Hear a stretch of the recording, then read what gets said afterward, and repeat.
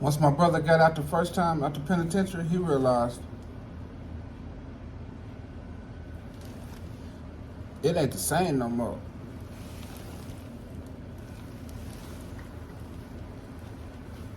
You know, things change, changing of the guard. You know, the hood done changed. He by this time he from, he messing with my big cousin Snoop. My big cousin Keelan Woodard. They got that 5-4 movement going on out north. You know, my cousin Snoop was real popular. Keelan was real popular. You know, starting to see him with Big Foe. And all them out there. So. By this time, my brother, he got a name for himself in the Hoover card, one of their main ones, you know what I'm saying? So, it's a big card, too, over there, So, I was pretty impressed with him, how he was able to kind of navigate his way to the top, I wouldn't say top dog, but, I seen some shit when I used to go visit him in prison. I used to go every weekend and visit him.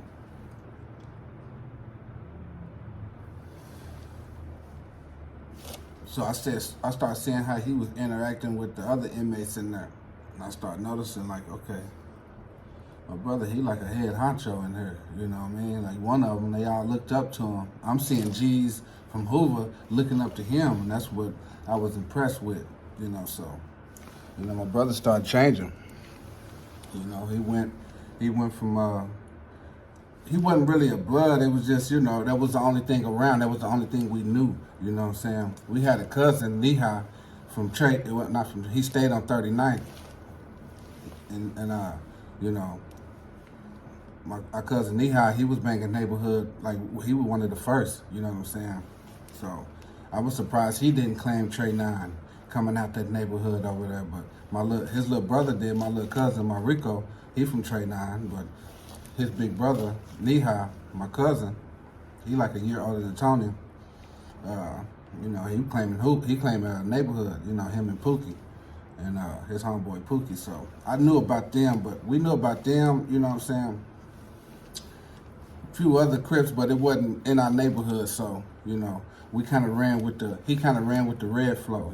I was even wearing red gang. We was all wearing red gangster Nikes in the neighborhood. When I was in middle school, red and white gangster Nikes. Everybody, So, until 8th grade, 6th and 7th grade we did, but 8th grade, you start seeing the homie Nikki, he transferred over to Madison, so he's over here putting this Greenwood down in Madison, you know what I'm saying? And plus we heard about it, Dixon was at Madison. So, we knew Dixon was from neighborhood, but, Dixon didn't kick it with us, you know what I'm saying, in the hood, you know what I'm saying. And when Dixon came to the hood, he would fuck with Cole Oliver, you know what I'm saying. That's when I first met Cole Oliver. Me and Tony moved to Tulsa. We was walking to Ben Hill. Dixon was standing with Cole Oliver. And that's how, you know what I'm saying, not the first day, because the first time they fought. And the second time we walked past, that's when we seen Cole Oliver standing there talking to Dixon in the street. So I knew about Dixon being an OG from neighborhood. Cole Oliver being original from neighborhood. But that wasn't our friends. We still kicking it with our kinfolk, Terry Brown. That's where my brother got that gangster walk from. Terry Brown taught him that. Terry Brown had one of the coldest gangster walks you can have, you know what I mean? Yeah, original Red Boy, Terry Brown, my older relative. Can't call him cousin no more. But yeah. So my brother he got out that first time. He realized, oh shit, like damn, nigga, the hood is got these little neighborhoods over there, So my brother cool with the first generation neighborhoods, you know what I'm saying? The Key, you know what I'm saying? Him and the Key was like this, My brother was the only one man, back in them days, see, Black and Fat Tone and them was still young. They wasn't out there like that. They was still, middle schoolish, you know what I'm saying? Man, the only neighborhood I know that was putting it down, man, for the hood and making a name for the neighborhood over there was that nigga in the key, man. And I ain't no dick rider, you know what I mean? You know, and that's my partner, you know. But I give credit where credit is due, man. When it came to that shit, he was putting it down over there, man. He the one changed the landscape over there in the hood. My brother kid used to be getting jumped down on Greenwood during during the Juneteenth. My brother would always save him, you know, make it to where it's 1-on-1, you know. That nigga used to go through so much for the neighborhoods, man. That nigga put neighborhood on the map when it came to over there. And then Black and Fat Tone and them carried that tradition, you know. I'm telling you, man, that nigga right there was all by himself, man. Yeah, man. Y'all need to thank that nigga right there. Thank that nigga Nikki Davis. Thank that nigga, because the hood wouldn't be the hood without him. Nope. Nope. Nigga, I put that on my mama, nigga. Yeah. Put that on my dead grandma, nigga. I mean, the hood wouldn't be shit without him over there taking shit for the team, nigga. Beating shit out, nigga. Making sure don't know bloods and nothing walk through here.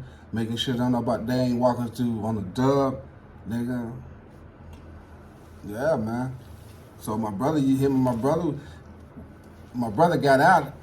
He started being cool with my friends too, you know, first generation neighborhoods, you know, saying that's putting the name down. So my brother had that pass with them in the hood. But when it came to that second generation, third generation, fourth generation, they don't know my brother. You know what I'm saying? And they like, nigga, this one of the top dogs over there from Hoover. You know, so even though I still had holding the reputation down in the neighborhood, man, these little niggas don't know who my brother is. You know what I'm saying?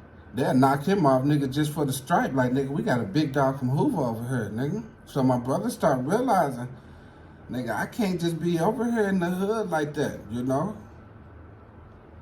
Even though my brother was the first nigga to start that gangster shit in the hood, for real, man. My brother was the first, man. Stealing cars, beating up people, making a name for himself. My brother started that shit. You had the elders, you know, the Ramseys. You had Rodney, you know, Angela's brother. You know, these are all dudes older than us. You know, my brother's just a year older than me, you know. So I'm 44. He would be 46 right now, you know.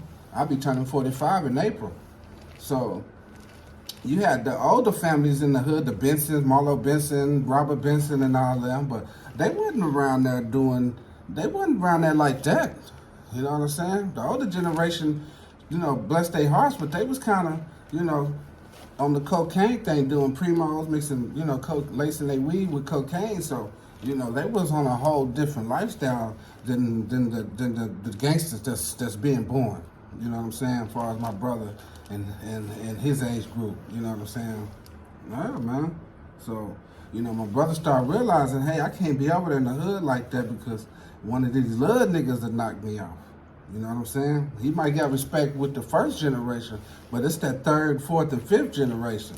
And I didn't tell everybody. I'm telling you, people might have thought I lived off my brother's name. Like, y'all might think that. Nope. I didn't never tell Tony was my brother. Because he did so much shit to niggas that, shit, they gonna get me.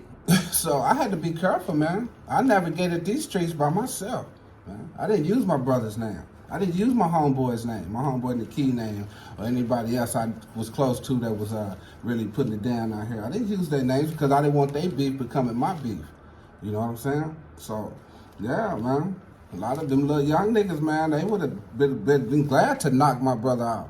So he had to be cool. When as far as coming to the hood, he realized he couldn't do it no more. You know, even though he from the hood, you know. But it's these neighborhoods over here, these Main Street niggas, these 60 niggas, 111. These little young niggas, man, they would love to knock him off, so he had to stop coming to the hood, you know. He a big dog from Hoover. Rest in peace, Tony Brown, you know. Shout out to my cousin Snoop. Rest in peace to my big cousin Keelan Woodard, you know. He accidentally got killed playing with a gun when he got out of Fed prison, you know. So, yeah, man. Shout out to them 5-4 niggas, you know. That's family. I consider them family because my family and them was all created that, you know. So, you know, so my brother ran with that flow, you know. Shit, why not? Niggas was getting money. So, anyway, you guys take care out there. Yeah. My story about when my brother realized shit ain't the same no more.